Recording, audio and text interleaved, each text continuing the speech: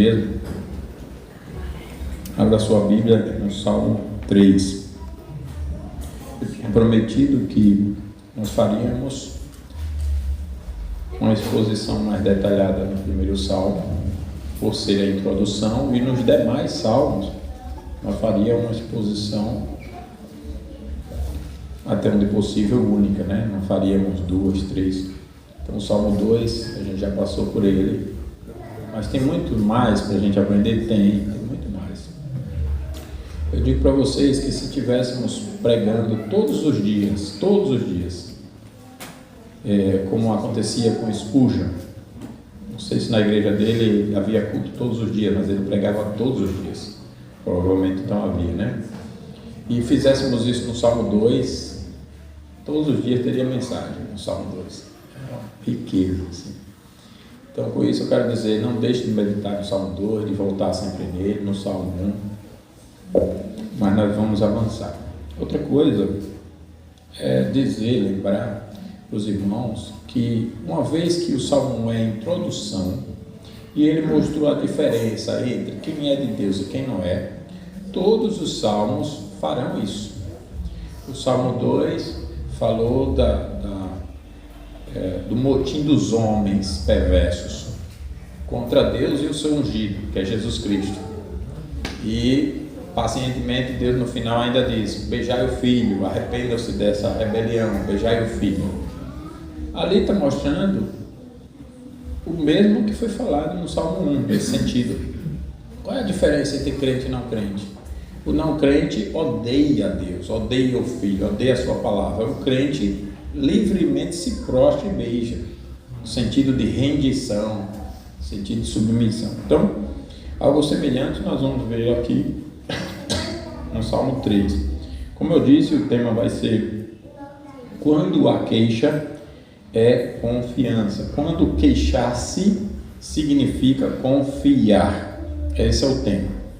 Quando você apresentar uma queixa, externar sua queixa, significa confiar.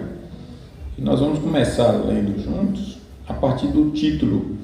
Não esse da SBB, o título em negrito, mas o título em itálico, porque é o texto. Na verdade, os textos bíblicos começam aqui, né?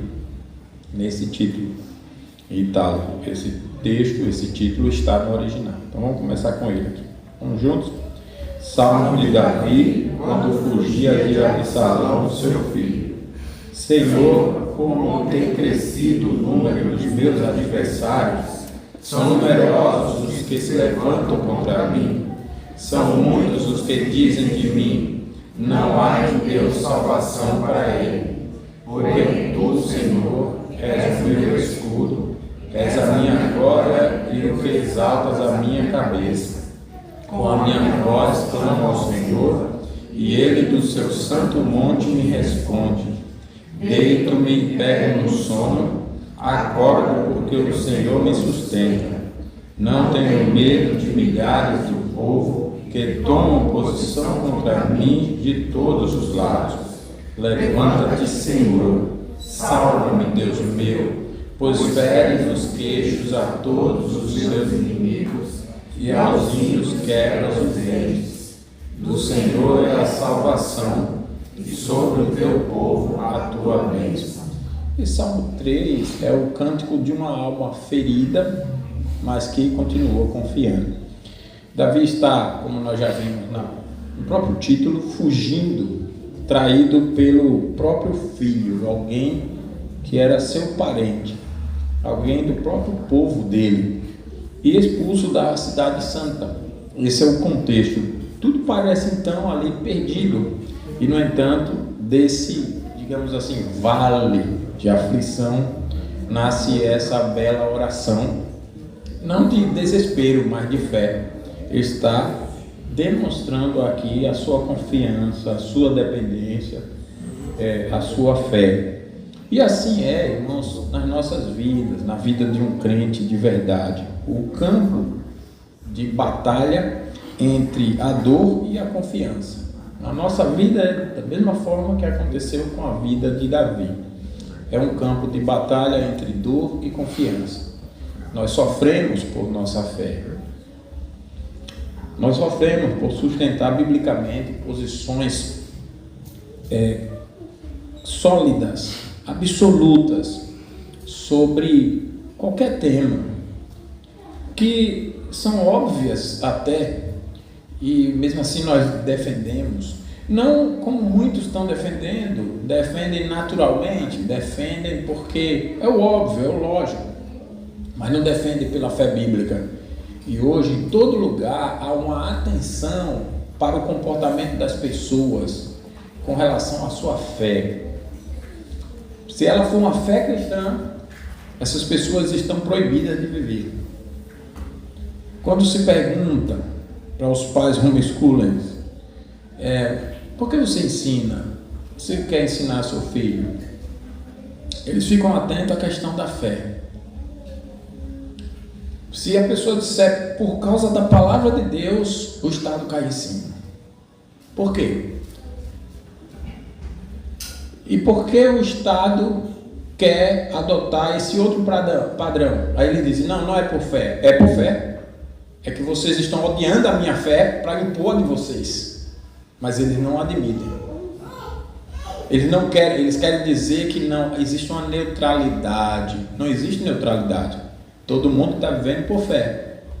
Ou é a fé verdadeira, ou é a fé falsa. E veja então como há um ódio do mundo contra os crentes.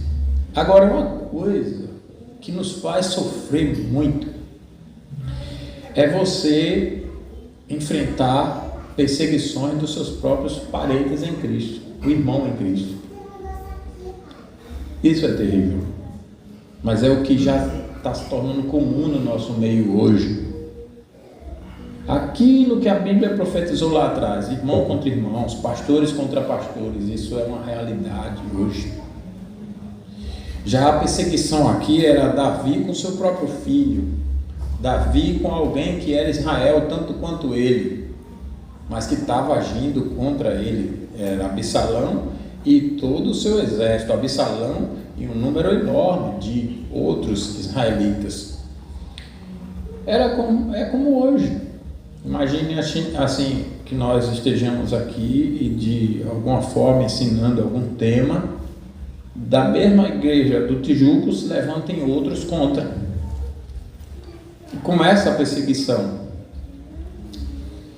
Esse é daquele sofrimento que mexe conosco, porque é meu irmão.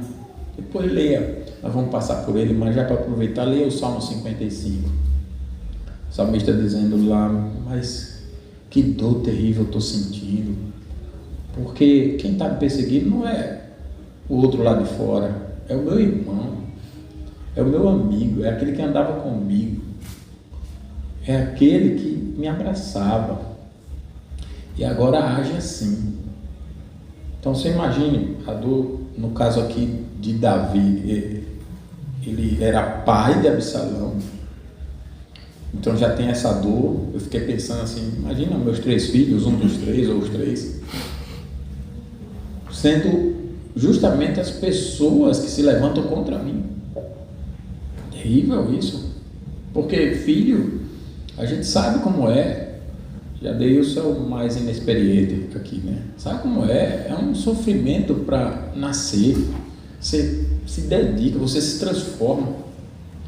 E aquela dedicação para todo o período da gestação, até o nascimento, todo o cuidado, vai e vem e tudo mais. Aí quando nasce, você esquece de você, da hora de dormir, pega aquele bebê tão frágil, né, de comer, você usa ali todo o seu esforço, às vezes esgotado, você não sabe de onde acha a força, você cuida, bebezinho. Então, só falando dessa relação natural já é uma dor muito grande. Você, poxa, eu estava com alguém que eu me dediquei, eu sou o pai, ou a mãe então, né, a dor da mãe, eu sou a mãe. Mas que desconsideração. Por isso que muitos ainda culturalmente, até nas prisões, tratam aqueles que agem contra os pais como pessoas assim imperdoáveis, né? Até nas prisões, às vezes tem disso. Pais, mãe é sagrado, trata a mãe mais do que o pai, né? Mãe é sagrado, é algo sagrado, não se levanta contra a mãe. Então Davi tem essa dor natural, mas ele tem uma dor de ser alguém do próprio povo, da mesma fé. Então não é algo qualquer, para a gente olhar assim, poxa, mas Davi se incomodando com isso, um filho que se vire. Não, irmãos, não é. É um filho, é uma relação natural, mas também tem uma relação espiritual. Se não fosse o filho, é meu irmão em Cristo. E isso dói mais, porque é meu irmão em Cristo. Uma relação muito maior, né?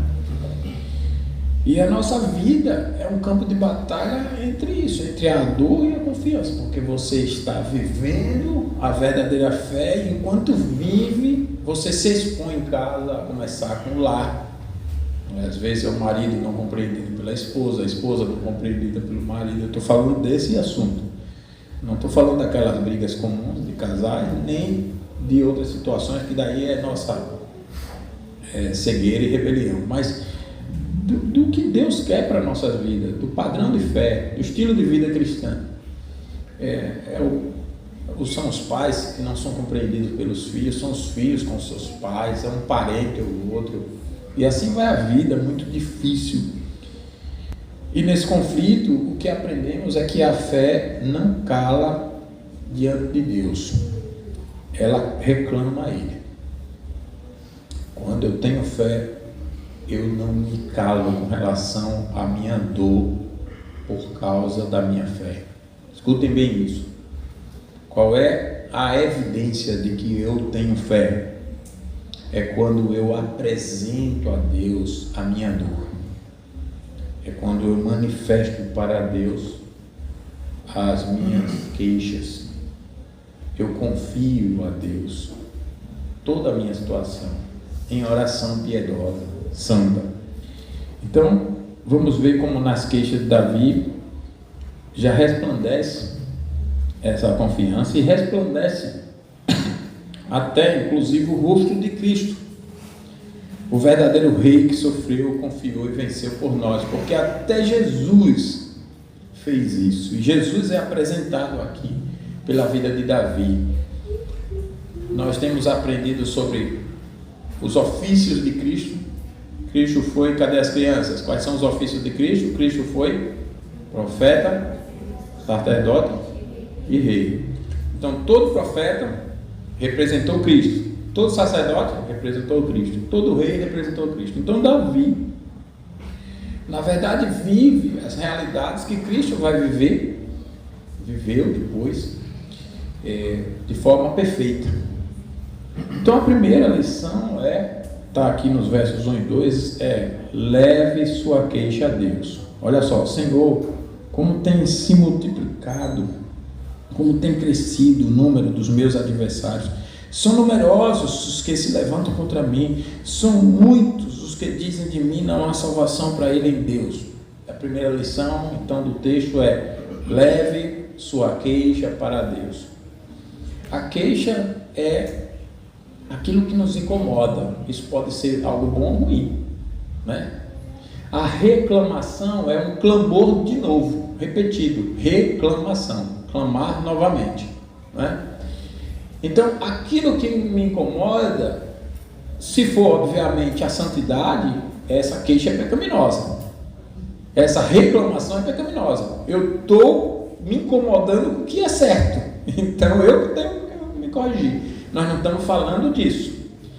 A queixa, que é sinal de confiança, é quando o pecado me incomoda. É quando, por minha fidelidade ao Senhor, alguma circunstância me causa dor. Eu ser perseguido, por exemplo, por meu próprio povo, pelo povo de Deus, por pessoas que se dizem cristãs. No caso aqui, Absalão e todos os seus seguidores. Então, nessa circunstância, eu devo levar a minha queixa a Deus. Davi aqui não finge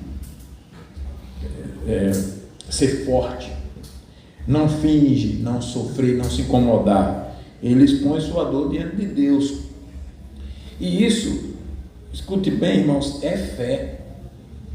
Isso é fé. A incredulidade sofre murmurando, a fé sofre orando. A incredulidade sofre murmurando, a fé sofre orando, né? E como eu disse que Davi representa Jesus, nós vamos participar pouco da Santa Ceia. É oportuno lembrarmos então dessa relação de Davi com Cristo, porque Cristo também apresentou sua queixa ao Pai. Lá no Getsemane ele disse: minha alma está profundamente triste até a morte. O que é isso? Ele está confiando ao Pai a sua dor, a sua situação, o seu sofrimento. E no Calvário ele disse: Deus meu, por que me desamparaste? Próprio Cristo, que é o Filho de Deus, que não tinha pecado, na sua condição aqui humana, divina, mas na condição antes da obra consumada, debaixo de toda aquela ira e maldição do próprio Deus, por causa das nossas culpas, ele não deixa de orar a Deus, ele não deixa de se queixar, ele não deixa de apresentar o seu sofrimento ao Senhor. E foi dessa forma que ele venceu, porque a fé faz isso. Quando eu tenho uma situação de sofrimento por minha fé, eu vou para Deus, eu me apresento a Deus, eu busco a Deus, buscar o Senhor enquanto se pode achar, invocar enquanto está perto, eu busco. E eu digo a Ele, eu ofereço a Ele os meus sentimentos, e Ele bondosamente me ouve. Mas Ele não se calou em volta, Ele confiou em meio à dor. Ele não se calou em revolta, mas Ele confiou em meio à dor. E sua queixa foi oração, e sua oração foi entrega. O próprio Jesus fez isso, Davi fez isso, nós devemos fazer também. Então, leve sua angústia, meu irmão, minha irmã. Crianças, levem suas angústias a Cristo, não ao mundo. Leve a Cristo, não ao mundo. Há cristãos que buscam sempre primeiro outras pessoas para desabafar. Está sofrendo, aí busca alguém. Às vezes um parente, até descrente, ou fraco na fé, ou descrente, aí desabafa todo aquele sofrimento. Há cristãos que desabafam nos recursos humanos, nos vários recursos que tiver, justiça interna ou externa, enfim. A confiança última. Não estou dizendo que você vai deixar de falar com o irmão, nada disso. Mas muitos colocam no irmão, no parente, ou nos recursos legais a sua confiança. Outros, nesse tempo de mídias sociais, nas mídias sociais, e vivem dessas coisas, mas não de apresentar aos pés da cruz. E o que nós somos ensinados aqui a fazer é: apresentemos todos as nossas dores, as nossas queixas, as nossas reclamações aos pés da cruz. Apresentemos ali. Nós precisamos de Cristo. Ele é o Senhor Salvador. A quem reclames aos homens, reclame, mas nunca ao Senhor. Se você, irmão e irmã, se qualquer um de nós quer ter paz, devemos transformar a nossa queixa em oração. Dizer ao Senhor: Senhor, isso me incomoda. Eu estou buscando a tua lei, buscando ser fiel ao Senhor em tudo, e está se levantando inimigos até de dentro do meu próprio povo, do teu povo. Isso me incomoda, Senhor. Querem que eu me cale, querem que nos calemos, querem subjugar-nos para que o teu nome seja desonrado. Mas, Senhor, eu me apresento diante do Senhor. Estamos aqui buscando o Senhor para sermos fiéis. O que está sendo ensinado é a tua palavra, o que está sendo vivido é o que o Senhor exige de nós. E não queremos ser diferentes, não queremos nos acovardar. Senhor, nos ajude.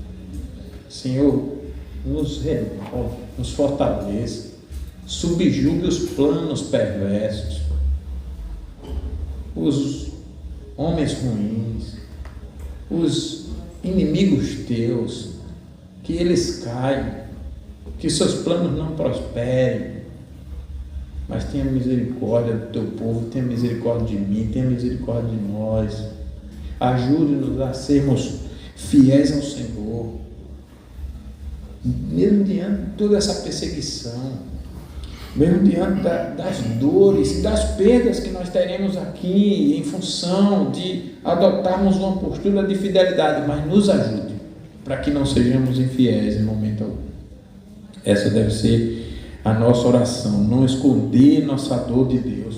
Primeiro, Ele já conhece, mas não use isso para justificar. Eu não vou orar porque Deus já conhece. Não, Ele quer a sua relação com Ele, e Ele nos ensina para que nós pratiquemos. Por mais que Deus saiba de todas as coisas, você não sabe e você depende dEle. Então o busque. Ele conhece, e porque Ele conhece, o busque. Ele sabe todas as coisas, Ele te fará sábio, como nós aprendemos na EBD, Ele te conduzirá, Ele te protegerá. Mas demonstre fé nele, apresentando a sua queixa. E quando você derramar a sua alma diante dele, descobrirá que o trono da graça é o melhor lugar para chorar. O trono da graça é o melhor lugar para chorar. A segunda lição é: confie na palavra de Deus contra a voz do mundo. Olha só aí, versos 2 ao 4. São muitos os que dizem de mim: não há salvação para ele em Deus. Porém tu, Senhor, és o meu escudo, és a minha glória e o que exaltas a minha cabeça, o que levanta a minha cabeça.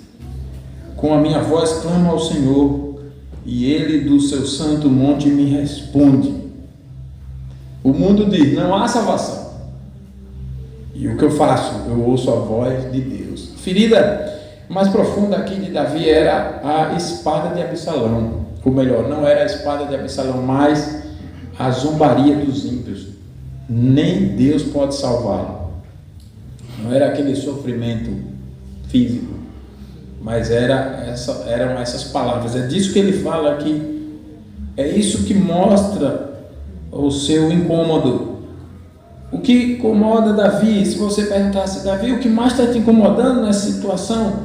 É que meus inimigos dizem que não há salvação para mim. Isso é o que mais me incomoda. E essas mesmas palavras ecoaram no Calvário. Vocês acreditam nisso? Que Jesus viveu essa situação de Davi, representada por Davi, aqui no momento de Davi de uma forma imperfeita, mas em Jesus de uma forma plena. Porque Davi foi perseguido por seu povo, e Jesus veio para o que era seus, e os seus não receberam. Mesma coisa, tá vendo? O texto está nos falando de Jesus Cristo. Veio para o que era seu, e os seus não receberam, mas a todos quantos receberam, deu-lhes o poder de serem feitos filhos de Deus. E aí, quando ele está no Calvário, esses mesmos que são seus dizem: salvou os outros, a si mesmo não pode salvar. Não foi isso? Salvou os outros, a si mesmo não pode salvar. Zombando, gritando, desprezando. Mas enquanto o povo de Deus, na sua cegueira e incredulidade, num estado de inimizade contra Deus, gritava contra Cristo, zombava de Cristo, Cristo redimia. Cristo redimia diante da zombaria, pregado numa cruz. O ato que nós vamos relembrar na Santa Ceia, Jesus sendo zombado, redimia. Nem mesmo a zombaria do mundo inteiro, nem mesmo a sua morte era suficiente para a sua destruição. Ele é o poderoso que transforma o caos em bênção. Enquanto todos zombavam, ele redimia. O que parecia derrota era triunfo da salvação eterna. Era a salvação de Cristo Jesus. Davi então diz: mas tu, Senhor, és o meu escudo, és a minha glória, e aquele que ergue, né? Que levanta a minha cabeça.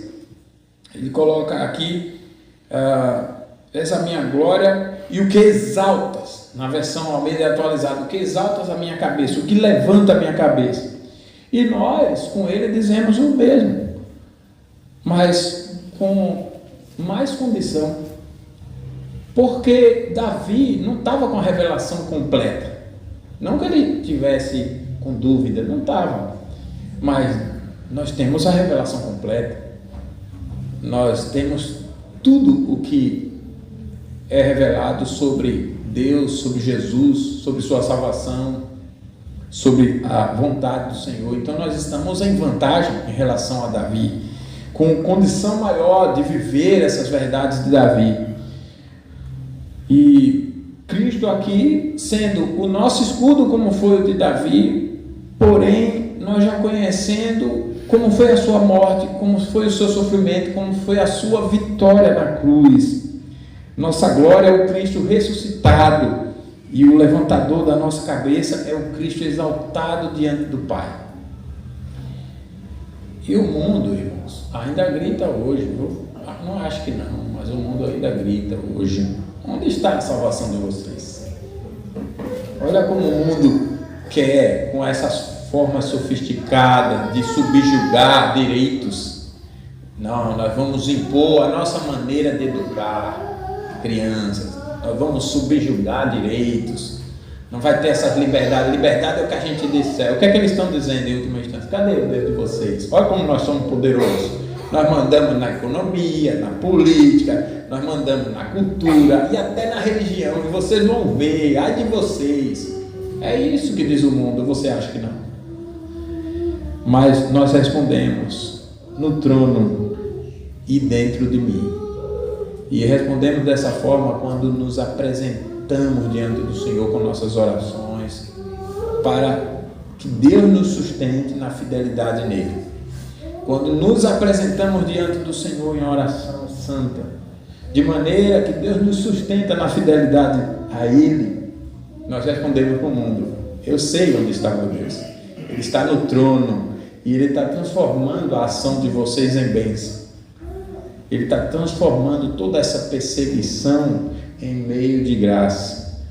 Então, quando tudo parece ruim, a saúde, o lar, o sustento, a fé não responde com incredulidade, com murmuração, com os argumentos humanos, mas com adoração. Mas tu, Senhor, mas tu.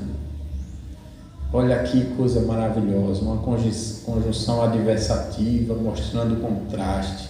O mundo está dizendo isso, e o mundo se apresenta como se estivesse no controle, mas aí já mudou tudo.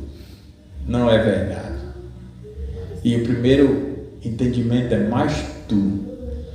Tu é um pronome, irmãos, pessoal, que é do caso reto, aula de português, né? Que significa que você está falando diretamente com aquela pessoa. É diferente de dizer assim, mas seu ou ele está indicando que eu não estou falando com a pessoa, mas quando eu digo assim, mas tu, Senhor. Inclusive, às vezes eu percebo, né, que a gente se atrapalha aqui nas orações. Às vezes a pessoa está dizendo assim: Senhor nosso Deus, Tu és maravilhoso. Tu és maravilhoso. Então você está falando com Deus, né? Tu és nosso Pai de amor. Qualquer criança já identificou ali. Ele está falando com o Pai, com o Filho ou com o Espírito Santo? Com o Pai. Tu és nosso Pai de amor. Tu enviaste teu Filho. Ó, tá claro, né? Então é o Pai, agora não tem dúvida nenhuma. De maneira que o Senhor morreu na cruz. Aí agora bagunçou. Mas quem morreu na cruz? O Pai? Está errado esse negócio aí. O Senhor morreu na cruz. Não foi. O Pai não morreu na cruz. Quem morreu foi o Filho. Então é importante você saber. De maneira que Ele morreu na cruz. Ou que o seu Filho, você está falando com o Pai. Que o seu Filho morreu na cruz, ou o teu filho morreu na cruz, você está falando com o Pai. Ele morreu na cruz. Então, Davi aqui está mostrando que o que vem primeiro na mente dele, como contraste, é Deus, mais tu. E como é importante, irmãos, termos essa comunhão com Deus diante das circunstâncias ruins. Enquanto as circunstâncias estão ruins, eu estou com Deus, eu estou em comunhão com Deus. Eu estou falando diretamente com Ele, eu estou me relacionando com Ele e reconhecendo quem Ele é, porque aqui agora vem um apóstolo, né? Especificando quem é. O apóstolo é uma palavrinha técnica que significa que ela está exemplificando ou explicando, nesse caso aqui, esclarecendo alguma informação sobre o sujeito. O sujeito é tu. Então, quem é esse tu? Que é Deus. Ele é o Senhor. Olha a relação, mas tu. Eu estou aqui sendo perseguido, mas eu estou com o Senhor, em comunhão com o Senhor. Deus não deixou de ser o seu primeiro pensamento diante da dificuldade. Deus não deixou de ser. O primeiro pensamento é Deus, em comunhão direta, conversando diretamente com Ele. Então, quando você estiver orando a Deus, preste bem atenção nisso. É tu falando com Deus, né? Quando estiver falando com alguém, o marido com a esposa, é tu, é tua, né? Cadê o seu, sei lá, a sua Bíblia, meu bem? Não, a sua não, porque você está falando com ela. Cadê a tua Bíblia? Você está com ela, né? Cadê a sua Bíblia? Seria falando sobre a Bíblia de alguém. Ô Mônica, eu estou falando com Mônica. Luana, outra pessoa, perdeu a Bíblia dela. Cadê a sua Bíblia? A sua é de quem? A dela. Não é a da esposa. Cadê a sua Bíblia? Cadê a Bíblia dela? Então, deu para entender como é importante? Tu, Senhor, mas tu, e ora assim, com Deus, com comunhão. Isso é importante? Você vai ler outros textos e você vai ver essa diferença entre seu e teu. Então, Cristo é o escudo do crente, que não se quebra, mas tu, Senhor, é o meu escudo. A glória que o mundo não pode roubar. Aquele que restaura a nossa cabeça, que exalta a nossa cabeça, a cabeça se prostrou, a cabeça se entristeceu, a cabeça baixou, a cabeça humilhou. Não é assim que acontece nos sofrimentos? Quando a gente sofre, aí tudo vai sentindo, e uma das humilhações é a cabeça baixar, você se entristece, seu semblante decai, você não consegue andar valorosamente, valentemente, com a cabeça erguida, honradamente. E aqui está mostrando que, se por um lado ele se abateu, por outro lado Jesus o levantou. Olha que coisa maravilhosa. Renovou suas forças. Semelhante a eu chegando aqui todo borocochô e Deus me renovando. Eu pensei que eu ia pregar, eu quase passava por eles. Mas tu, Senhor, né? Ele é o meu escudo, Ele é que levanta a minha cabeça. Então, em cada humilhação Ele nos lembra: no mundo tereis aflições, mas tende bom ânimo, eu venci o mundo e vós vencereis também. Isso é o que Jesus nos lembra, e é assim que nós devemos viver. E terceira e última lição é: descanse em meio à tormenta. Você vê aí os versos 5 ao 8. Deito-me e pego no sono. Eu lembrei desse texto ontem, quando eu deitava na cama, saía da cama, ia para o sofá, eu digo, logo vou pegar amanhã nesse texto, e hoje, logo hoje, eu não estou pegando no sono, né? Claro, o motivo era outro, não era a perseguição que estava me fazendo perder o sono, não, mas o texto está dizendo nesse contexto: deito-me e pego no sono, acordo porque o Senhor me sustenta. Não tenho medo de milhares do povo que tomam posição contra mim de todos os lados. Não tenho medo.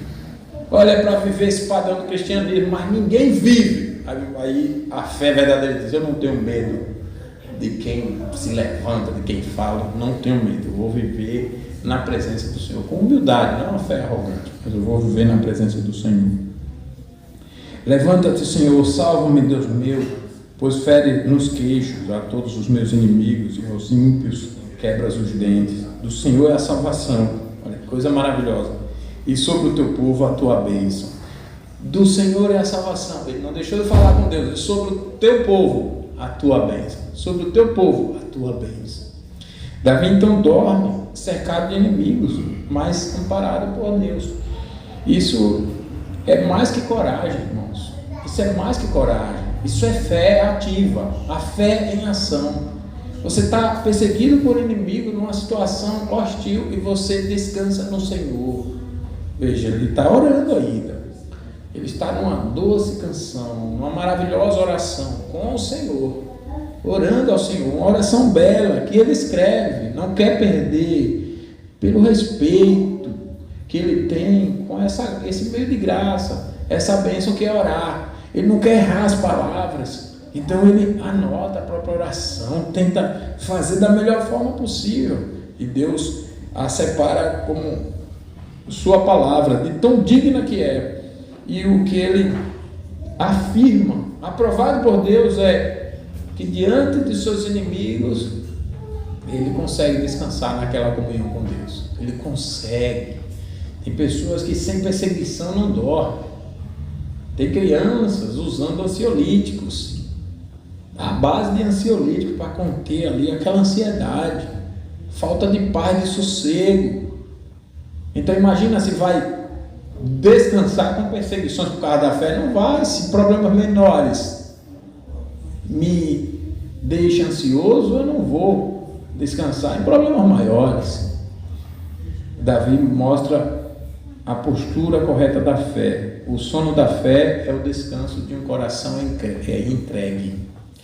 O sono dessa confiança santa é esse descanso maravilhoso de um coração que está totalmente dependente do Senhor. No barco, sacudido pela tempestade, Jesus dormia. Já os discípulos, no mesmo barco, nas mesmas situações, estavam aflitos. E o próprio Jesus acalmou o vento e o mar. E ele acalmou, e ele não perdeu a paz, e ele dormiu, porque ele sabia, Deus está no controle. Olha, irmãos, mesma situação, Jesus e os discípulos, mesmo sofrimento. Às vezes na nossa vida é assim, está todo mundo aqui sofrendo as mesmas coisas, mas uns já perdem a estribeira, enquanto outros mantêm sereno. O que nos faz manter serenos é a comunhão com Deus. A paz dele é a mesma que ele oferece a nós. Ele que oferece a nós: deixo-vos a paz, a minha paz vos dou, não vos la dou como o mundo a dá. Ele nos dá a paz dele, ele está oferecendo para quem é dele, para quem é seu povo. Como nós precisamos aprender essa lição? Como nossas crianças precisam aprender essa lição? Elas já precisam saber viver a sua fé agora, mas daqui a pouco responsabilidades aumentarão. Elas vão precisar aprender a viver essa paz que excede todo entendimento, esse descanso santo na adolescência, na juventude, quando casarem, quando estiverem trabalhando, expostos, onde Deus os chamar. Imagine que Deus chama alguém daqui para ser juiz. Aí você vê que o crime organizado já tomou conta da justiça no Brasil e colocou os seus pseudo-juízes. E o juiz de verdade vai ter que ser valente, inabalável no enfrentamento do mal. Imagine se Deus chamar alguém aqui para ser governador, e aí a pessoa toma uma decisão de pegar o crime organizado para poder contê-lo, para subjugá-lo, e recebe uma reação com fuzível. Quem é cidadão de bem? Quem anda com fuzível no meio da floresta? Vocês entendem o que eu estou falando? E aí você tem que manter uma postura firme. E olha que não estamos falando de um governador crente, o doutor Souza é católico, né? Estou falando da situação no Rio de Janeiro. E você vê como que o sistema se levanta, porque agora o homem já está na mira do TSE para perder o mandato. E a fala do líder maior, né, é contra. É dizendo que esses são vítimas, que o que foi feito foi uma chacina, foi algo terrível. E a pessoa manter firme na postura correta. E o crente, sobretudo, com a sua fé, pela palavra de Deus, e ainda ter coragem de dizer para as autoridades: olha, é pela minha fé mesmo, não tem mais, vocês não prestam conta. Porque vocês também têm que se submeter a essa fé. Aí você vê como parece aquele enxame de abelha, esses homens se levantando contra. Nós precisamos aprender a viver, sermos exemplo para os nossos filhos, e essas crianças daqui do Tijuco precisam cedo aprender a se relacionar com Deus e a descansar em Cristo, e a confiar nele, e a receber a paz que Ele oferece. Deixo-vos a paz, a minha paz vos dou, para ser exemplo em toda e qualquer circunstância, porque senão não vai ceder na primeira cara feia até de uma criança. Às vezes nós estamos assim, adultos temendo uma criança. Não podemos, irmãos. A nossa relação com Deus e a fidelidade ao Senhor, a vontade de Deus tem que ser feita acima de tudo e de todos. E só uma forma de nos mantermos fiéis: se tivermos a paz de Cristo, que excede todo entendimento, que nos torna inabaláveis. E é Ele quem está oferecendo. E no túmulo, enquanto o mundo pensava que tudo havia terminado, o Filho de Deus descansava, não em desespero, mas em perfeita confiança no Pai, porque Ele disse para o ladrão na cruz antes: hoje mesmo estarás comigo no paraíso. Era alguém que sabia o que fazia, né? Hoje mesmo. Ele consola alguém que está morrendo. As senhoras aparecem batendo no peito, chorando, lamentando, e Jesus está lá na cruz, e ele olha para aquela senhora lá embaixo: oh, queridas, não chorem por mim, eu estou aqui porque eu quero. Chorem por vocês mesmos. Eu estou aqui para salvar vocês, pelos filhos de vocês. Então não sou eu coitado dessa história, não. Isaías 53, né, que eu gosto de usar na ceia. Nós o reputávamos por aflito, ferido de Deus e oprimido. Em outras palavras, nós achávamos que ele era o coitado, mas ele foi traspassado pela nossa transgressão, o castigo que nos traz a paz. Então o coitado éramos nós, mas ele foi para lá por nossa causa. Nós chamamos ele de coitado, mas o coitado morreu por nós. Então não era ele o coitado, coitado éramos nós. E Jesus vai então para a morte com essa confiança. Diz para o ladrão na cruz: hoje mesmo estarás comigo no paraíso. Já não era ladrão mais. E aí Jesus está naquele período do primeiro ao terceiro dia, retido pela morte, na presença do Pai, descansando, não em desespero. E na manhã da ressurreição, ele também pôde dizer: acordei porque o Senhor me sustentou. A semelhança de Davi aqui: deito-me e pego no sono, acordo porque o Senhor me sustenta. Verso 5: eu acordei, eu ressuscitei porque o Senhor me sustentou. Então, irmãos, o mesmo poder que sustentou Davi e ressuscitou Jesus é o mesmo que nos mantém de pé. Pode acordar no meio da crise. Deus pode nos acordar no meio da dor, numa situação horrível, porque Ele nos sustenta. Como é tão rápido. Eu estava pensando aqui, comecei o culto, nada a ver, de quando eu saí de casa, saí mal. E olha aqui minha situação, estou falando de física, que mexe com o emocional, mas física, uma garganta inflamada, só. Mas imagina uma luta maior, imagine perseguição por causa da fé, e no meio da crise você ser renovado pelo Senhor. A fé não remove o perigo, mas remove o pânico. Ela nos ensina a descansar no Senhor, não porque tudo está bem, mas porque Deus continua sendo bom. É assim que eu devo descansar no Senhor. E quando Davi termina dizendo: a salvação pertence ao Senhor, nós olhamos para a cruz e respondemos: sim, pertence ao Senhor. Jesus Cristo morreu por nós. Por causa dele, Deus está conosco. Deus nos protege. Deus nos fortalece. Deus nos sustenta. Deus nos socorre. Deus nos livra do desespero, não do sofrimento muitas vezes, mas do desespero. De maneira que, em perigo, nós gozamos de paz, enquanto outros em paz não têm tranquilidade. Jesus nos salvou, e o Jesus que nos salvou ontem nos sustenta hoje e nos guardará para sempre. Então, irmãos, aprendamos a transformar nossas queixas em fé dessa forma. Quais são os sofrimentos, quais são as dores que eu experimento por pecado dos outros, contra a fidelidade que o Senhor está exigindo de mim? Por causa do meu testemunho, quais são? Difamações, mentiras, articulações, motins, isso tudo infelizmente faz parte. E isso mexe conosco, destrói comunhão, relacionamento, destrói a vida. Você não tem o direito de falar toda a verdade, se defender.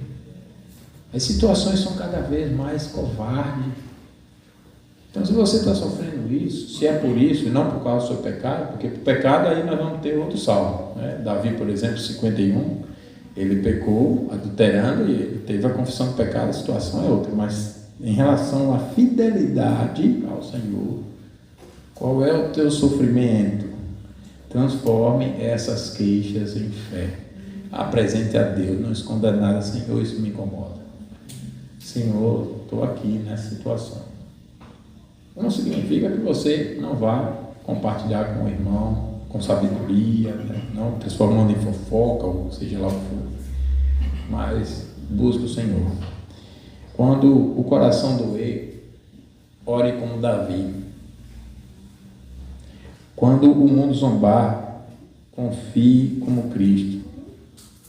E quando a noite pesar, descanse como quem sabe que o Senhor ressuscita. O choro pode durar uma noite, mas a alegria vem pela manhã. A salvação eterna é para a felicidade eterna, mas o sofrimento não é eterno na vida do crente. Então descanse no Senhor. O sofrimento não é eterno na vida do crente. Nem a intensidade é a intensidade da eternidade. É tudo passageiro, como a varinha do papai. Tudo passageiro, né? Baixe sua cabeça, nós vamos orar, passar para a Santa Ceia.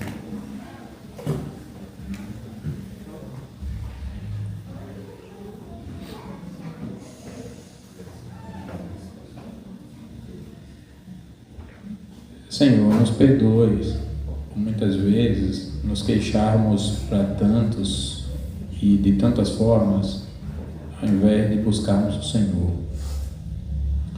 Nos perdoe, ó Pai, por negligenciarmos nossa vida de oração, não orarmos ao Senhor como o Senhor merece, não demonstrarmos confiança, por dúvida mesmo. Nos perdoe por incredulidade e dúvidas, por confiarmos mais nos nossos recursos, confiarmos em soluções humanas no lugar da solução do Senhor.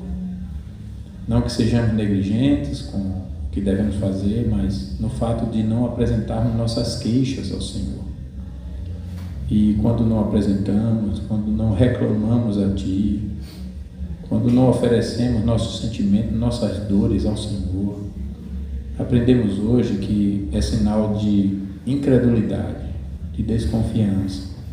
E nós aprendemos com alguém tão exemplar que foi o teu servo Davi, um homem que foi segundo o teu coração, um homem piedoso, dedicado, sábio, conhecedor da tua vontade, da tua palavra, com testemunho inabalável, íntegro em todos os seus caminhos. Até quando houve momento de quedas e pecados, ele também foi íntegro em não esconder, em confessar e em reconhecer a necessidade de Jesus para a vida dele, até para ser restaurado.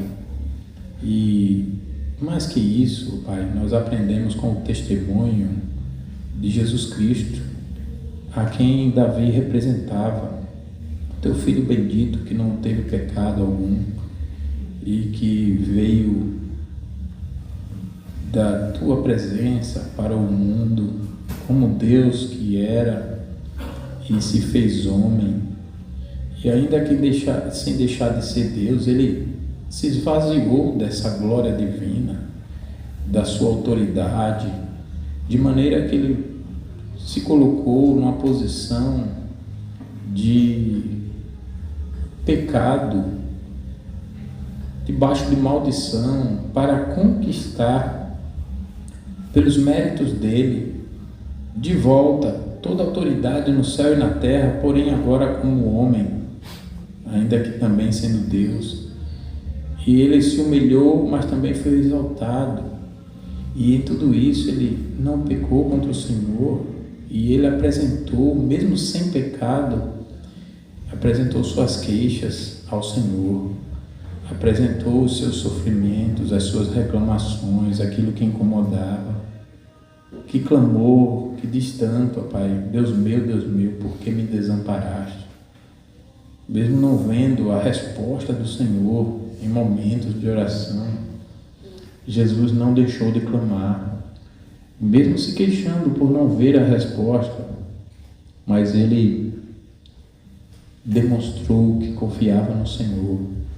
Que possamos seguir o seu exemplo, principalmente porque nós temos pecados ainda, nós ainda somos pecadores, e se Jesus sem pecado precisava orar, precisava buscar a tua presença, nós muito mais.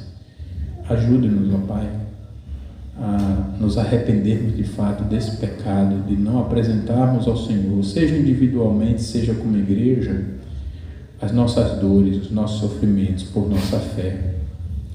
Que falem mal da nossa igreja, que falem mal do nosso culto, que falem mal da nossa vida, mas que nós não deixemos de ser fiéis e de nos apresentarmos diante do Senhor em oração, para sermos sustentados pelo Senhor, protegidos, amparados, consolados. É o que nós te oramos, agradecidos, e também pedindo a tua bênção para esse momento que teremos agora, da ceia do Senhor, um momento tão especial, tão sublime, tão necessário para nossas vidas. Pedimos ao Senhor que nos conduza em tudo, para o louvor do teu nome, em nome de Jesus. Amém. Eu pulei um salmo que nós iríamos cantar, 42, nós vamos passar para a ceia, e eu já peço aos irmãos que abram suas Bíblias em Oséias 14:4.